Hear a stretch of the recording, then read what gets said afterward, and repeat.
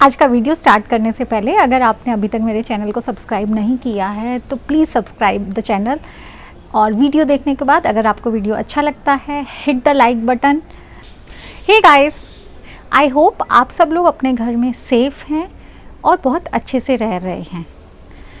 Aloe vera aloe vera एक ऐसा plant है जिसने पिछले कुछ 10 सालों में बहुत ही ज़्यादा पब्लिसिटी गेन की है। उसकी मार्केटिंग वैल्यू जो है वो बहुत ही ज़्यादा बढ़ गई है और उसका रीज़न ये है कि एलोवेरा जो है वो एक अच्छा मेडिसिनल प्लांट होने के साथ साथ एक अच्छा इंडोर प्लांट भी है। तो एलोवेरा जो है उसकी खूब सारी मेडिसिनल वैल्यूज़ हैं, जैसे इसका जूस बनता है जो डाइजेशन में यूज़ होता है, और इसकी जो लीव्स हैं उसके अंदर जेल रहता है जो स्किन केयर के लिए यूज़ होता है। ये एक अच्छा एयर प्यूरीफायर भी है। एयर प्यूरीफायर होने के साथ साथ ये एक अच्छा इंडोर प्लांट है जो बहुत ही easy to maintain, low maintenance है। किसी भी प्लांट को अगर आप अपने घर में रखना चाहते हैं, लेकर आते हैं, तो अगर आपको ये पता है कि वो कहाँ से बिलोंग करता है ओरिजिनली, तो उसकी केयर करना जो होता है वो इजी हो जाता है। ये उसी तरह से हुआ कि अगर आप किसी का मन जीतना चाहते हैं तो आप उसके बारे में पूरा जान जाइए, तब आपको उसके जो पसंद नापसंद है वो अच्छे से पता लग जाती है और आप उसका अच्छे से ध्यान रख पाते हैं। तो जो एलोवेरा है ये एक ओरिजिनली बिलोंग करता है जहाँ पर ड्राई क्लाइमेट है। तो इससे आपको ये समझ में आता है जो एलोवेरा की वाटर रिक्वायरमेंट है वो बहुत ही कम है। तो उसकी ज़मीन जब बिल्कुल सूख जाती है आपको उसमें तभी पानी देना है, अदरवाइज़ नहीं देना पड़ता। अब बात करते हैं सनलाइट की। तो इसकी जो सनलाइट की रिक्वायरमेंट है, जैसा कि मैंने बोला कि ये डेज़र्ट रीजन से बिलोंग करता है, तो डेज़र्ट्स में हमारे को पूरा टाइम धूप मिलती है। तो इसे कितनी भी धूप दे लीजिए आप, 6 घंटे की, 8 घंटे की, ये बहुत अच्छे से चलता है और इसको कुछ नहीं होता। लेकिन अब आप दो चीज़ों में डिफरेंस समझिए।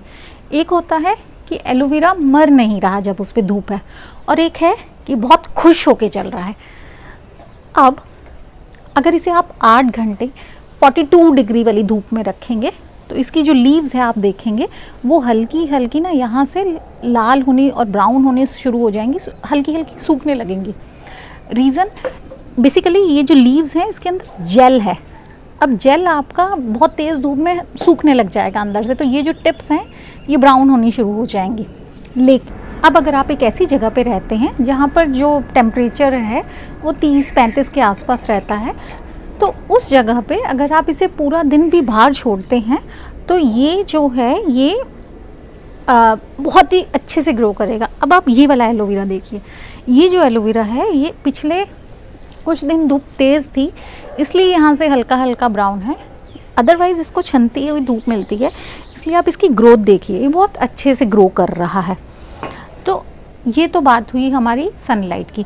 अब हमने इसकी वाटर रिक्वायरमेंट भी देख ली है कि वाटर रिक्वायरमेंट इसे बिल्कुल जब सूख जाता है, जब फिंगर टच करेंगे, अगर 1.5 इंच तक मिट्टी सूखी हुई है तभी आप उसमें पानी डालिए, अदरवाइज़ नहीं डालिए। हमने सनलाइट की रिक्वायरमेंट भी देख ली। अब हम बात करते हैं इसकी फर्टिलाइज़र रिक्वायरमेंट की। तो हम फिर से वहीं पर ही जाते हैं कि इसका ओरिजिन कहाँ का है। ये डेजर्ट्स में था जहाँ पर इसे बहुत सारे न्यूट्रिएंट्स नहीं मिलते हैं, तो ये एक हैवी फीडर नहीं है। आप इसे अगर साल में 2 बार भी कोई फर्टिलाइज़र देते हैं तो अच्छा है, बाकी एलोवेरा आपसे डिमांड नहीं करता है। अब हम बात करते हैं कि ये इंडोर में कैसे रहेगा और आउटडोर में कैसे रहेगा। तो आप इसे अपने बेडरूम में भी रख सकते हैं, ड्राइंग रूम में भी रख सकते हैं, ये बहुत अच्छे से ग्रो करेगा। इसे आप खिड़की के पास रखते हैं या फिर डार्क रूम में भी रखते हैं तो ये आसानी से सरवाइव कर जाता है। अब हम बात करते हैं कि एलोवेरा को कहाँ पर लगाना चाहिए, इसकी पॉट रिक्वायरमेंट की। तो जो एलोवेरा की रूट्स जो होती हैं वो ज़्यादा गहरी नहीं होती हैं। कई बार इसकी रूट्स जो हैं वो इतनी लंबी होती हैं और अगर आप उसे बीच में से काट भी देते हैं फिर लगाते हैं तो बहुत इजीली ग्रो कर जाता है।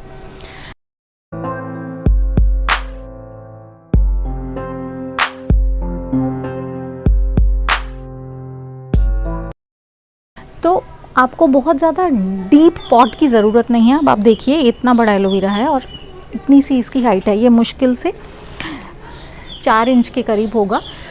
तो आपको एक बहुत बड़ा पॉट नहीं चाहिए एलोवेरा में। एंड अभी मैं दिखा नहीं पाऊँगी। सर्दी के मौसम में इसमें कई बार बहुत ही सुंदर ये फ्लावरिंग भी करता है। तो आप मतलब इट्स लाइक कि डेजर्ट में बहुत अच्छे से फ्लावर ब्लूम कर रहा है, तो वो देखने में भी बहुत अच्छा लगता है। अब हम बात करते हैं एलोवेरा की प्रोपेगेशन की। तो कुछ लोग बोलते हैं कि ये लीफ से भी लग जाता है। तो बेसिकली लीफ प्रोपेगेशन में क्या रहता है, आप इसे अगर यहाँ से कट लगा के इसको बीच में लगा देंगे तो ये आपका स्नेक प्लांट की तरह एक्ट करता है। जैसे स्नेक प्लांट में क्या रहता है कि आप लीफ काट के लगाते हैं तो वो लीफ जो है वो ग्रो नहीं करता है, उसी लीफ में नीचे रूट्स आ जाती हैं और वहीं से ही एक दूसरा प्लांट जो है वो निकलना शुरू हो जाता है। तो एलोवेरा के केस में भी सिमिलर है, लेकिन इसका थोड़ा सा ट्रिकी है रीज़न, क्योंकि इसमें जेल ज़्यादा है। तो जब आप इसे मिट्टी में लगाएंगे और आपका पानी थोड़ा सा भी ज़्यादा हो जाता है तो ये प्लांट नीचे से गलने का ज़्यादा प्रोबेबिलिटी रहता है अगर आप स्नेक प्लांट के कंपैरिजन में देखते हैं। तो मैं ये सजेस्ट करूँगी कि आप अगर एक एलोवेरा लगा हुआ है तो उसके साइड में छोटे छोटे पप्स निकलते हैं। फॉर एग्ज़ाम्पल मैंने इसको लगाए ज़्यादा टाइम नहीं हुआ है और मैंने कुछ दिनों पहले ही लगाया था और ये देखिए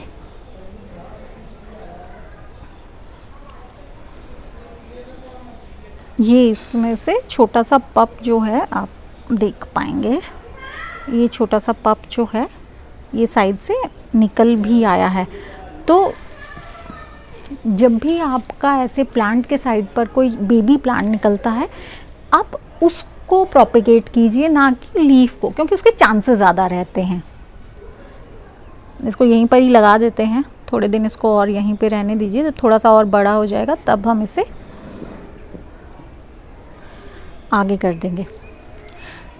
तो प्रोपेगेशन के हमारे 2 मेथड हुए। एक लीफ प्रोपेगेशन जो पर्सनली मैं सजेस्ट नहीं करती हूँ बिकॉज उसमें फेलियर के चांसेस ज़्यादा रहते हैं, और दूसरा मेरा हुआ कि मैं साइड से ही इसके पप्स निकलते रहते हैं उनको लेके ग्रो करूँ और वो बहुत अच्छे से ग्रो करते हैं।